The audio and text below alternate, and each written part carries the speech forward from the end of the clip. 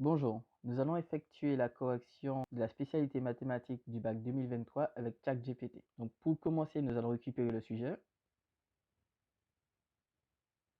Donc voilà, on va commencer par l'exercice 1. Donc je lui précise que je suis un lycéen et que je voudrais avoir la correction de cet exercice. Donc nous allons commencer par le 1. Donc voilà, je lui pose la question, puis ensuite je lui fournis l'énoncé.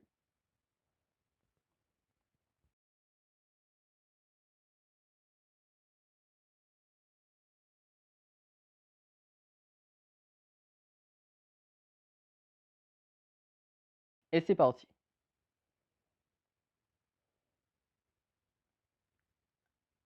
Bon, l'avantage de cet exercice, c'est que c'est un QCM, donc on aura directement du coup les réponses ou pas.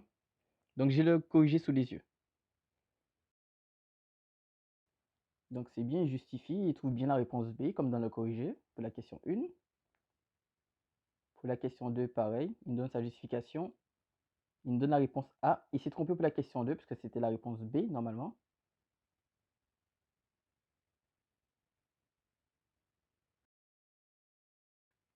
Pour la question 3, il trouve bien la réponse B, c'est parfait. Et pour la question 4, il me dit qu'il ne peut pas la résoudre parce qu'il lui manque des éléments. Pour la question 5, du coup, il justifie. D'accord. Et il nous dit que, pareil, que la question nécessite des éléments en plus. Donc, il y a deux questions qu'il n'a pas pu répondre. Une à laquelle il s'est trompé et deux à laquelle il a trouvé. Donc, on passe à la suite. Donc, je lui demande, peux-tu me trouver la correction pour cet exercice? Et je lui fournis l'exercice 2. Donc, voilà, c'est parti.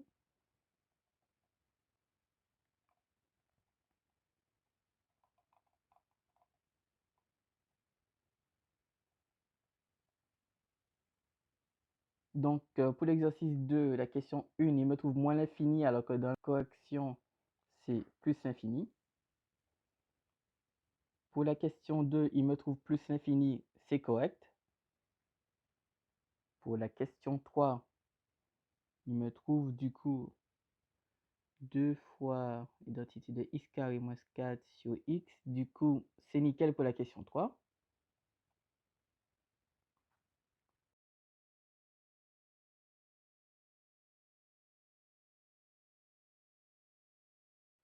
Pour la question 4, du coup, il me trouve 4 moins 8 logarithme rien de 2. Donc, c'est une simplification. Du coup, faut que je calcule, mais ça semble cohérent avec le résultat.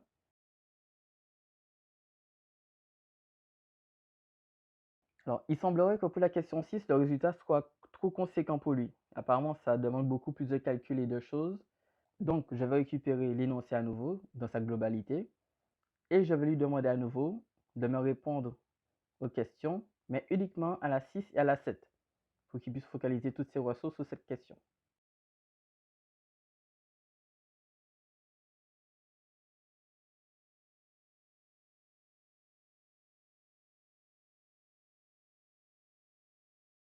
Alors, pour la question 6, je ne sais pas s'il lui manquait des éléments, il m'a trouvé exactement l'inverse du tableau fourni dans la correction. Donc, je ne sais pas pourquoi il me dit ça. Donc, il m'indique que négatif de 0 alpha, dans le tableau, c'est positif, et positif de alpha à bêta, alors que dans le tableau, c'est négatif. En gros, il m'a trouvé l'inverse. Donc, pour la question 16, c'est dommage qu'il ne me montre pas directement le tableau. Donc, je pense qu'il lui manquait quelques éléments. Donc, nous allons passer à la suite. Donc, je vais récupérer l'exercice 3 et je vais lui poser la question, peux-tu me donner la correction pour cet exercice? Et allons voir qu'est-ce qu'il nous donne. Donc,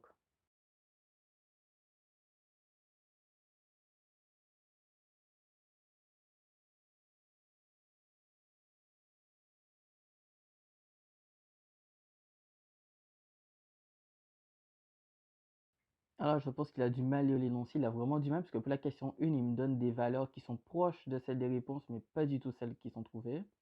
Pour la question 2, du coup, voyons voir ce qu'il me trouve. D'accord, c'est une démonstration qu'il fait, il retombe sur l'expression de la correction. Du coup, je lui fais confiance pour la question 2. Il faudra que je vérifie à nouveau à la main. Question 3, donc il montre bien que la suite est croissante. Question 4, il tombe un peu à côté, mais en vrai, donc on peut lui accorder la question 4. Partie B, il tombe pas sur 4,04, mais sur 4,42 pour la question 1. Question 2, du coup, donc normalement, on trouve après calcul n égale 15, il me trouve n égale 9. Donc partie C, réponse 1, oui, pour moi c'est valide. Donc c'est nickel, au moins la partie C, il a réussi selon moi. Allez, on récupère l'exercice 4.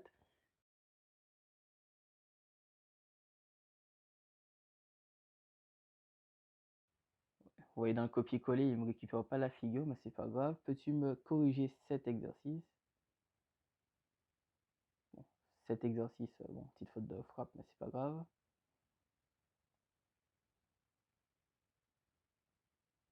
Donc, il me trouve les bonnes coordonnées. Non, non, non, non, non, non. Il m'a mal placé le C et le G, mais je vais le laisser continuer. Du coup, il me trouve pas les bonnes coordonnées. Il a mal lu le I en fait. Donc, il va se tromper sur tout le reste en vrai, puisqu'il n'a pas lu les bonnes coordonnées. Il m'a placé C en X égale 1, Y égale 1, Z égale 1. Et G, en gros, il m'a pas mis Z égale 0 pour C et il m'a pas mis que G est égal à 1 pour X, Y, Z. Donc, cela fausse tous les calculs, mais le E a été lu correctement. Donc, je pense que déjà, il va se tromper sur tous les autres, puisque si on n'a pas les bonnes coordonnées dès le début, donc toutes les réponses seront fausses.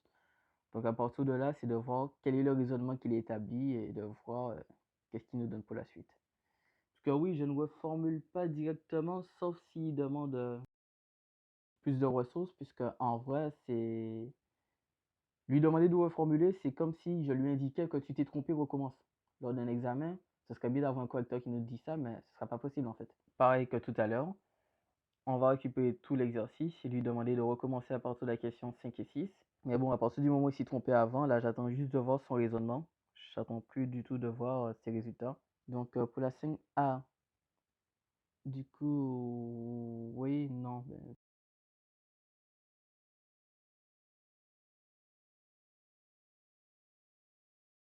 Ouais, donc il me trouve bien les bonnes valeurs malgré le fait qu'il s'est trompé sur pas mal de coordonnées.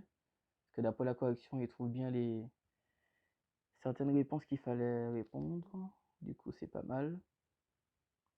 Pareil pour les coordonnées de J, du coup. On va voir ce qu'il me propose. Donc, l'air est égal à 1. Mais non, du coup, non. Là, c'est ça. Du fait que j'ai pas les bonnes valeurs, voilà, tout le reste est faussé. En conclusion, du coup, du fait qu'il ait mal lu le document, il s'est trompé sur pas mal de valeurs et en mathématiques, on sait que si on part pas avec les bonnes valeurs du début, ça impacte le reste. Mais sinon, il me retrouve pas mal de valeurs qui sont bonnes, notamment la dernière, comme vous le voyez, on tombe bien sur un tiers. Donc, tout juste la moyenne, d'après ce que j'ai vu de tête, il a répondu à pas mal de bonnes réponses, mais pas mal d'erreurs, d'incohérences qui sont dues à la lecture du sujet.